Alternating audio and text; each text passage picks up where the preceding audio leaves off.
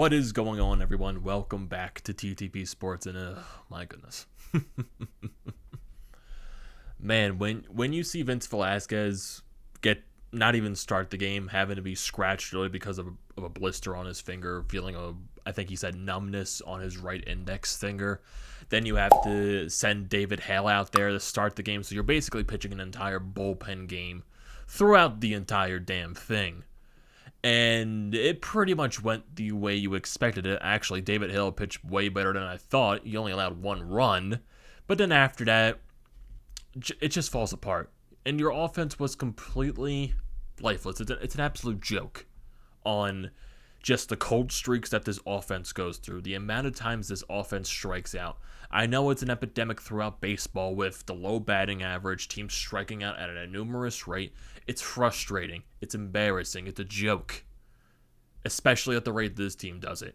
As they lose 6-0 today to the Miami Marlins, and they lose another series to the Miami Marlins. So, foreshadowed that embarrassing effort right there as well.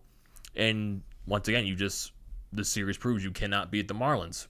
Again, the same summary that has been going on for the past few seasons. You can't beat the Marlins. Whether that's at Citizens Bank Park, whether that is in Miami, and you play them again in Miami next week, so I wonder how that's going to go down.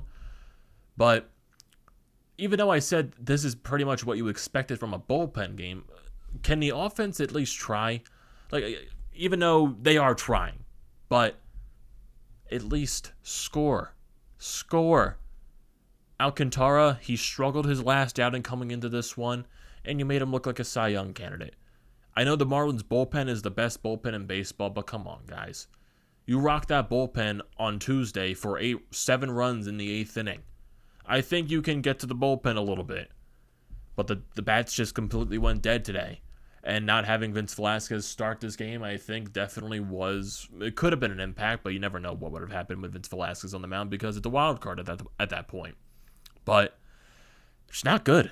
Not good at all. But like I said, David Hale, for what he did, he went 3 innings. He only allowed 1 run. He pitched pretty solid to start the ball game. His only run was a Miguel Rojas home run to give the Marlins a 1-0 lead in the 3rd inning. But then Matt Moore comes in, allows a 2-run home run to Garrett Cooper in the 4th inning, makes it 3-0 Marlins.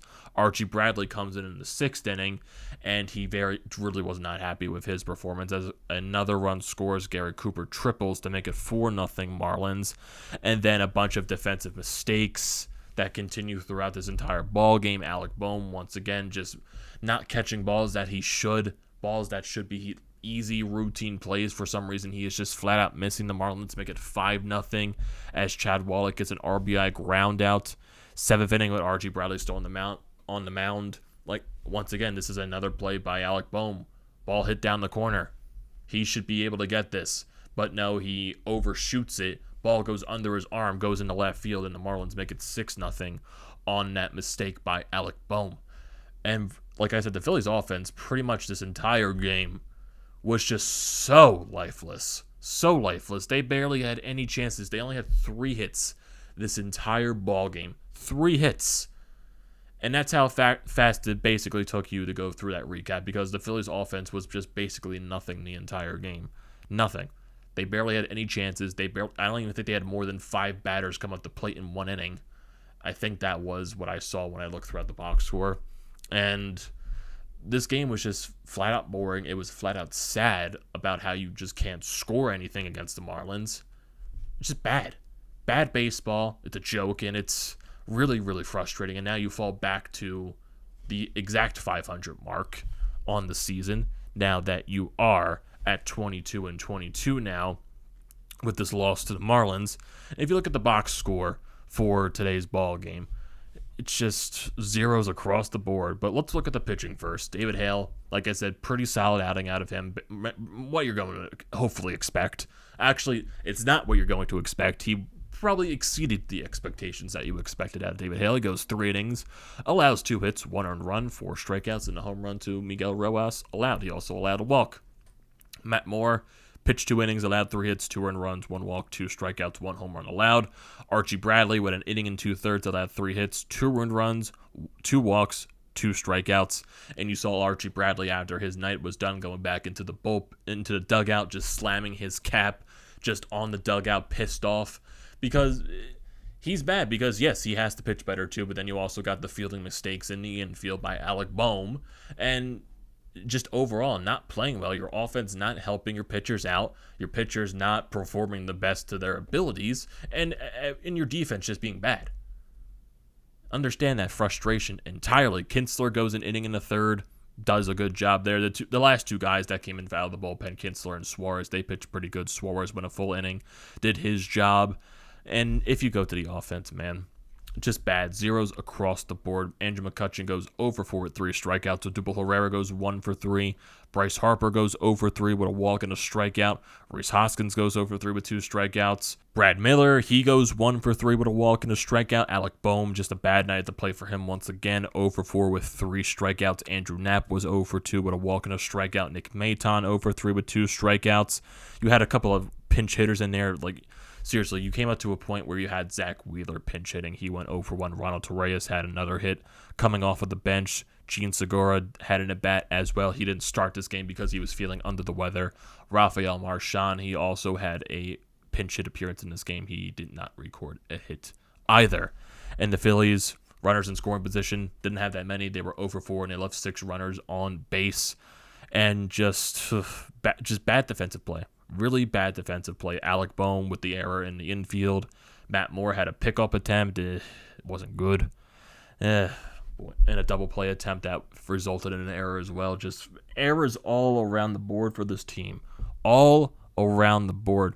It's only recorded as 1 error in the box score for this ball game, but just the fielding mishaps are just bad. Like Bryce Harper had a play in the outfield where it looked like he kind of misjudged it a little bit, but then he ended up catching the ball. It's just, I don't understand how bad this defensively this team is. It's beyond comprehensible at this point. I just don't understand it. I really don't. But if you look at the side for the Marlins, their pitching standpoint, the Phillies struck out 15 times in this ball game as the Marlins pitchers had 15 total strikeouts. Alcantara goes 6 full innings, only allows 2 hits, 3 walks, and 9 strikeouts. And then the bullpen, they come in and do their job. Boy. It's bad. It's bad. That you lose another series to the Marlins proves once again that you can't beat the Marlins, and it's just frustrating entirely. So frustrating. And I know I said in the beginning, when you don't have Vince Velasquez, this is what you're getting out of the pitching staff when it's a bullpen game. It's just what you're going to get. But the offense, can you please just be consistent at something? It feels like you're more consistent at being inconsistent. That's what it feels like at this point. Score runs. Get hits. Stop striking out. Just stop.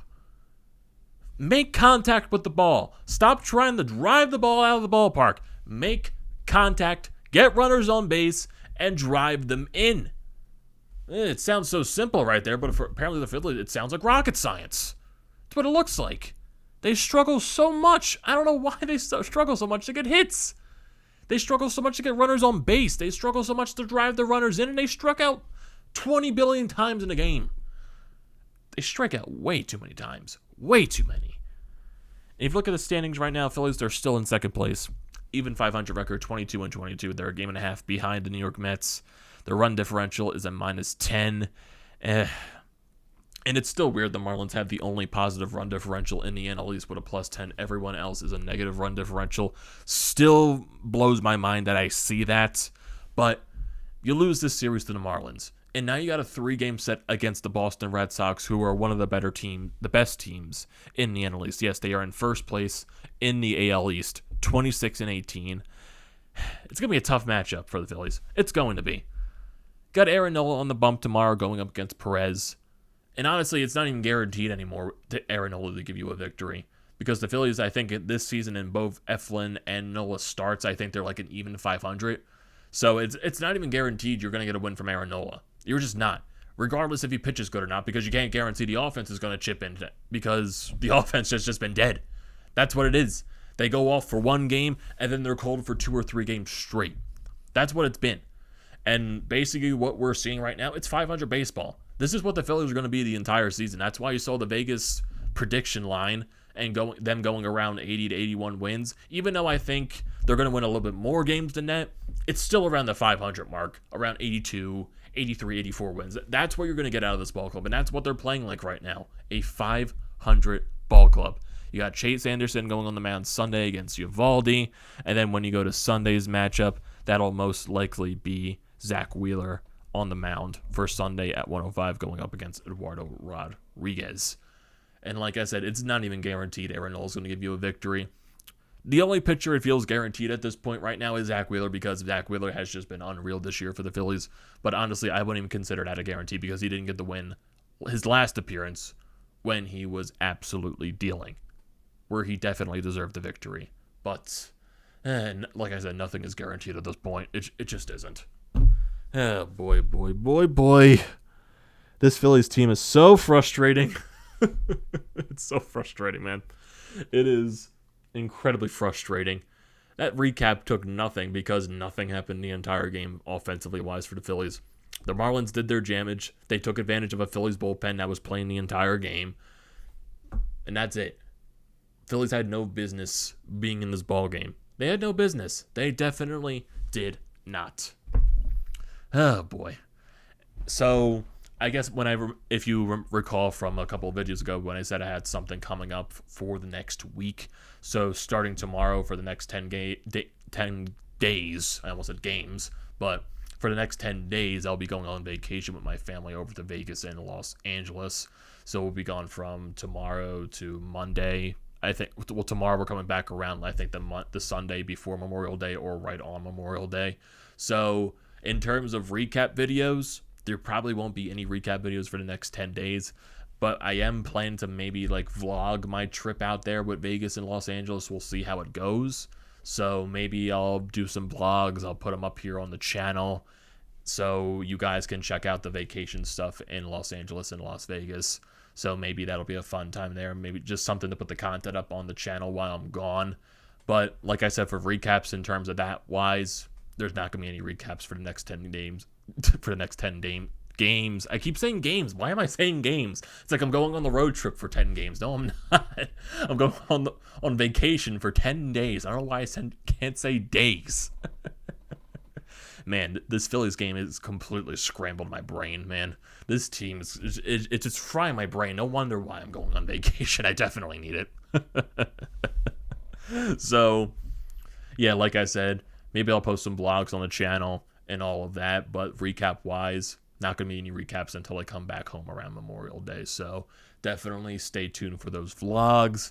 And also, this has been the first video that I've also posted on the TPL channel. So for people that are also watching on the Painted Lines, definitely subscribe to TTP Sports, where I recap all games, even though for the next 10 days I'm not going to be doing anything like that. But definitely stay tuned for that. But for this recap of the Phillies and the Marlins, bad game. Just a bad game. So that's going to do it for this video. What are your thoughts and opinions on this game, the Phillies' performance, the bullpen, Vince Velasquez injury, the offense just being dead? I want to hear your thoughts in the comments section as always, so don't forget to leave those down there. Don't forget to drop a like on this video. Don't forget to subscribe here on TTP Sports or the Painted Lines. Check everywhere for the social media handles. They will be in the description below. And for my channel, the link for Florida Podcast merchandise website and the link for Flyers Nitty Gritty, they will be down in the description below as always. And always, just don't forget to like, comment, and subscribe to the channel, everyone. And I will see you next time.